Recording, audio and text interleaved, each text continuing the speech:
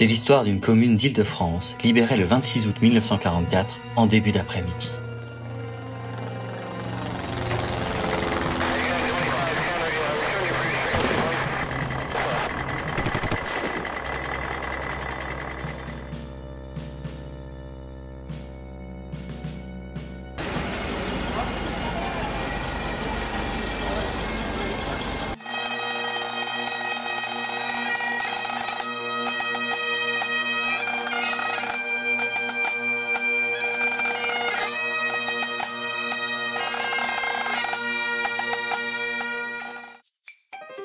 C'est l'histoire d'un pays en paix, d'un événement local, l'histoire de passionnés qui rencontrent le public.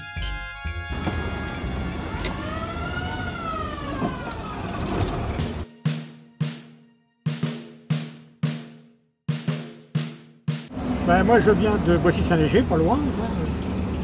Je fais partie de deux associations de reconstitueurs d'événements historiques.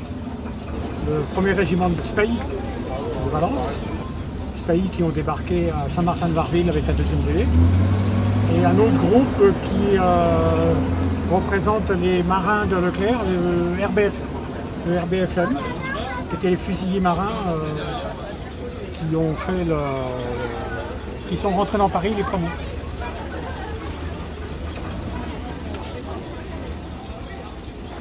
La foule est en liesse là. La foule est en liesse, ouais. Alors là on se trouve dans une Jeep, qui est une Jeep de fabrication française par Oskitch, qui avait le droit de fabriquer sous licence la Willys. Et toutes les pièces sont interchangeables avec les Jeeps américaines. Toute la boulonnerie visserie est en pouce. Donc c'est vraiment le même véhicule que le véhicule américain. Et l'armée française a possédé des Jeeps jusqu'en 99-2000. Les dernières vendues au domaine l'ont été en 2000.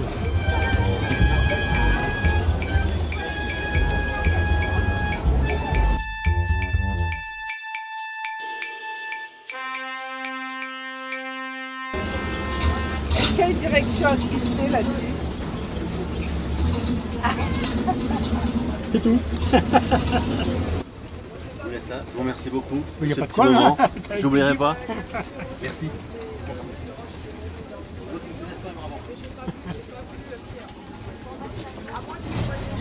C'est fréquent ça, les passagers qui remercient comme ça. Ah oui, les gens ils aiment bien. Nous avons prévu ça depuis le mois de septembre, où un collectif a beaucoup travaillé pour, je dirais, une réussite à 100%.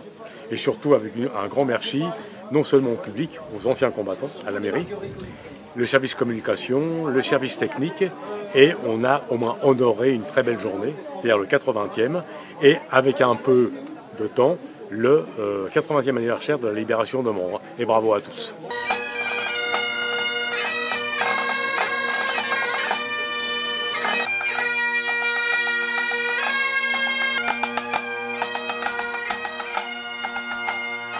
J'ai affaire à qui? À un aumônier des armées, et vous êtes qui? Frédéric, un soldat. Alors racontez-nous brièvement l'histoire justement de ce régiment, le jour du D-Day. Que s'est-il passé?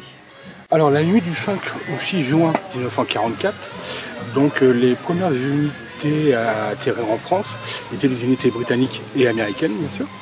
Et la 6e Airborne donc, a été composée de plusieurs régiments, donc des régiments irlandais reconnaissables à la harpe qu'ils avaient sur leur béret.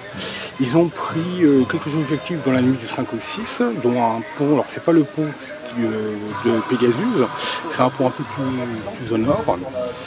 Et puis après cette unité a avancé dans les terres pour aller jusqu'à libérer Trouville et puis monter après en Belgique. Là ici vous avez un camarade qui a l'équipement complet du parachutiste de l'époque. Oui. Donc là c'est la tenue de combat qu'ils avaient quand ils embarquaient dans les avions. Voilà. Avions ou planeurs. C'est des divisions d'infanterie aéroportées, donc ils sont arrivés que par le ciel. Les régiments irlandais qui ont été engagés étaient des régiments qui venaient de l'Irlande du Nord, donc la partie qui est toujours au sein de l'Empire britannique. Et quelques Irlandais aussi de l'Irlande libre, enfin, du Sud, se sont aussi engagés. Je suis Julien Dauphin, le président de l'association Commandant Philippe Kieffer, invité par la ville de Mandres pour les 80 ans du débarquement. Donc on a pu faire un tour en véhicule d'époque à l'intérieur de Mandres, c'est juste génial, l'accueil qui nous a été réservé et le dévouement de tout le monde. Donc merci à vous tous. Dans l'enceinte du monument classé La Ferme de Monsieur, frère de Louis XVI, l'association consacrée au commandant Philippe Kieffer expose l'histoire du combattant et de ses hommes.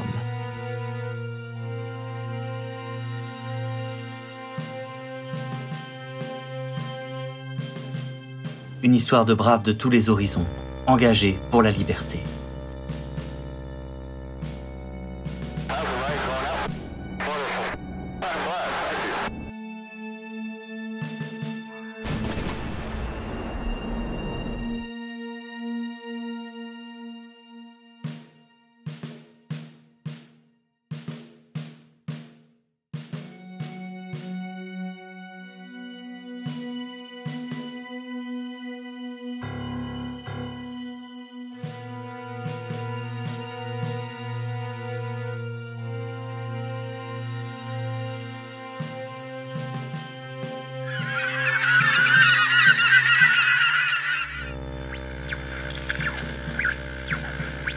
Le parcours personnel de Philippe Kieffer, le sacrifice des braves, du matériel et quelques effets de l'époque conduisent le visiteur tout droit vers l'héritage de ce groupe d'exception.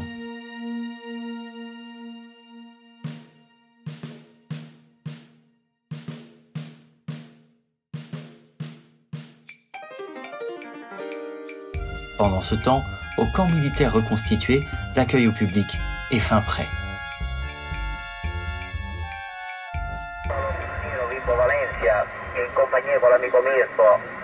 Est-ce que les nouvelles sont bonnes? Ça va, ça peut aller, il n'y a pas de problème. Les nouvelles en temps de paix, quoi. Oui, oui, tout à fait.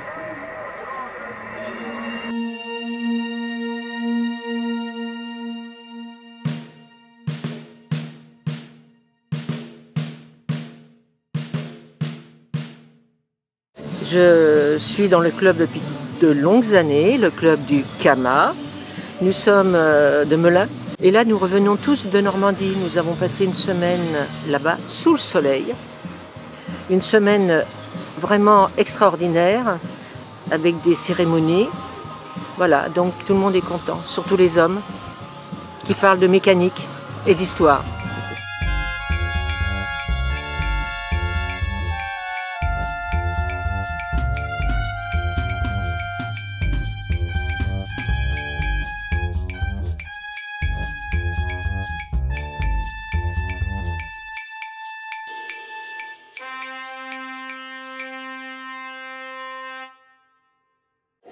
C'est le brassard de mon père qui était Marcel Tranouez, chef du groupe de résistance à Mandres-des-Roses.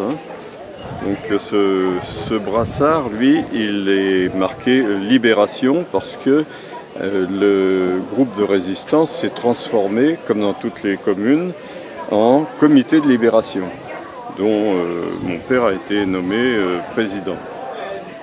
Voilà, il aurait dû prendre le poste de maire, comme le préfet le lui demandait, mais il a préféré le laisser à René Thibault, le maire en poste, qui n'avait pas démérité, qui s'était bien comporté vis-à-vis des occupants, sans collaborer avec eux, et il avait tout fait pour aider et protéger la population. Donc mon père a estimé que c'était à lui qu'il incombait de conserver le poste de maire jusqu'aux élections suivantes.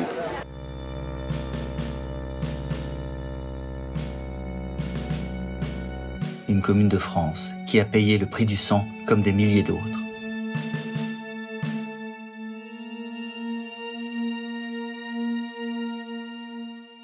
Un week-end que les organisateurs consacrent à la paix et à l'échange.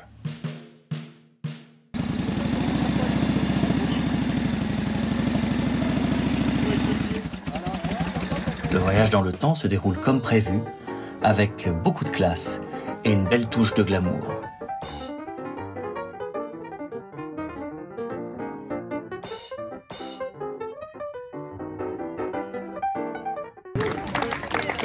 Miss de France.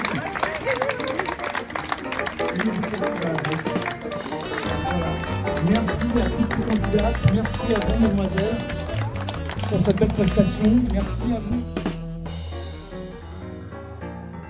L'histoire avec un grand H s'invitant jusque l'heure du goûter pour le plaisir des grands et des petits.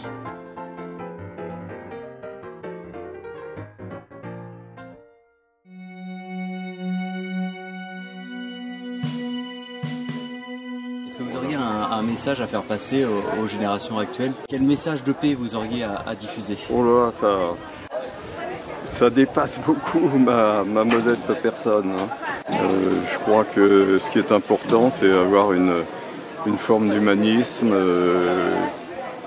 héritée de notre culture, notamment celle des Lumières.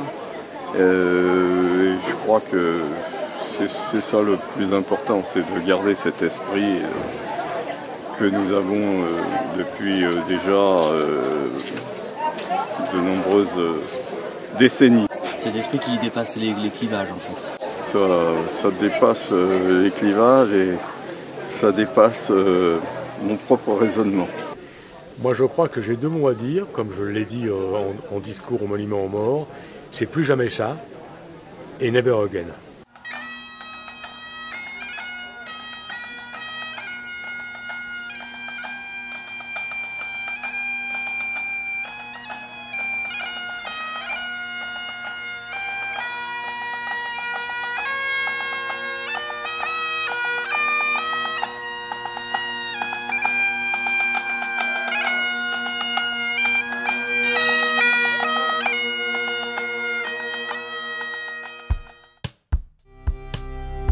Cet hommage aux combattants d'hier, c'était une page d'histoire d'une commune libérée qui a su garder une bonne mémoire.